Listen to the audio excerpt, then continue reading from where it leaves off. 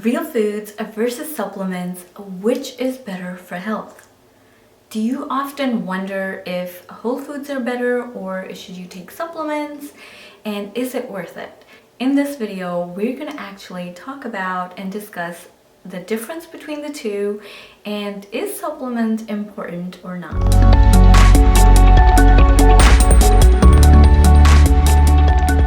Real foods are full and loaded of nutrients, vitamins, minerals, and phytochemicals.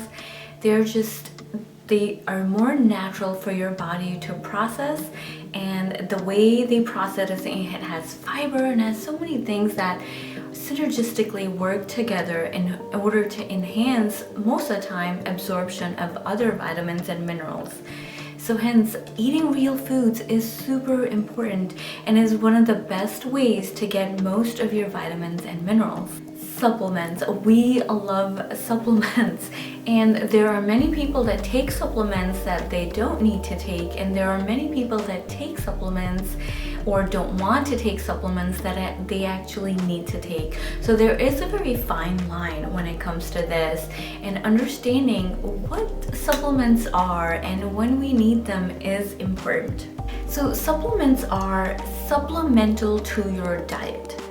So it's in addition to what you're already eating.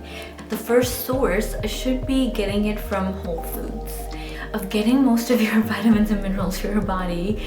And whole foods is super important because you get different variety of vegetables, fruits, and protein. They all have a different composition of vitamins and minerals that either one carry and the other doesn't. And supplements then is something that we add on later on. I'm going to dive deep into it a little bit later towards the end, so stick around for that. So our soil is depleted, and many of the research has shown that from, let's say, the 1930s or the 1900s, right?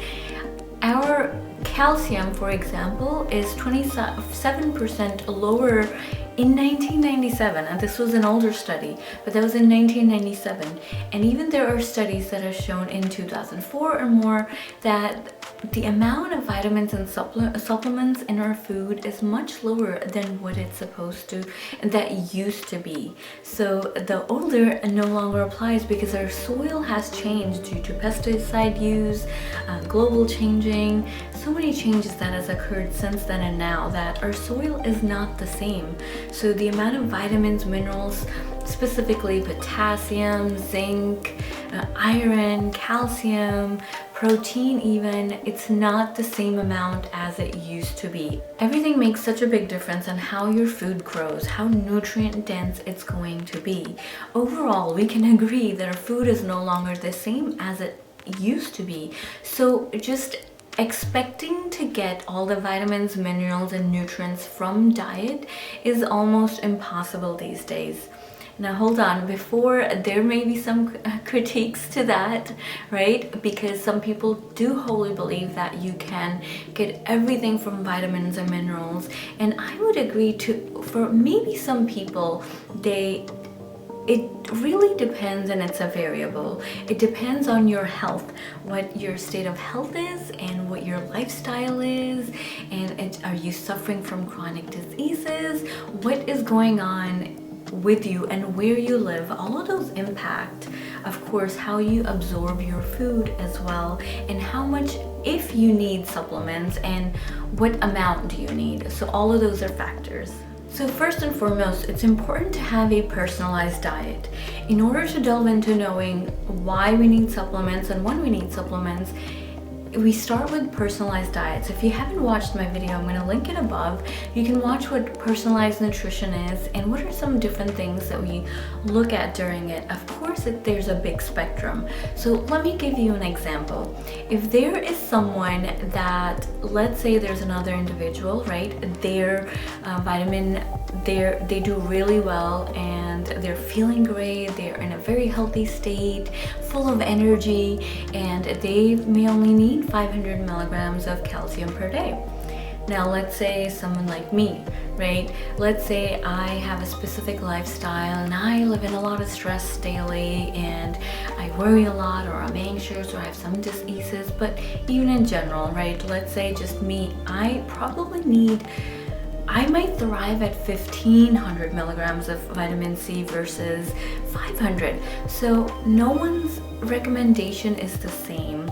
For some of them, it's trial and error, but some of them, there are some testing available that we can do in order to kind of really dive deep to understand what the levels is that you need and may be optimal for you. This is where functional testing, lab testing comes in, because those are advanced testing and they can really understand not just what's in your blood, but like how your organ system is functioning in order to process that and what's within your cells. Don't forget to like, subscribe, and turn that bell on so that you can receive notification whenever the video goes live. Your food makes such a big difference, the type of food, and because our food is no longer the same, in my opinion, supplements are today necessary than they ever were before, because we don't get enough of it. Most of us are deficient in one or the other vitamins or minerals, which can impact your entire system. So for example, if there is a pregnant woman, obviously we know that her supplement, she's going to need to supplement to make sure that she's getting adequate levels of vitamins daily that she needs, specifically for the growth of that child. So everyone goes through a different stage. For someone that's elderly, they may need certain amount of vitamins that body naturally doesn't make and processes at an older age. So what type of supplements, how much should you take, and when to take supplements. There are so many factors that go into supplements and your need. It's based on what is your current state of health, and what is your lifestyle, how much stress are you under daily, because stress has such a big impact, which increases the need for many nutrients in your body, vitamins and minerals. And also, of course, genetic plays a big role as well, and that can also determine if you need a biologically active form of vitamin, or there's certain forms that may not work with you and it can accumulate and cause more damage and harm than it needs to.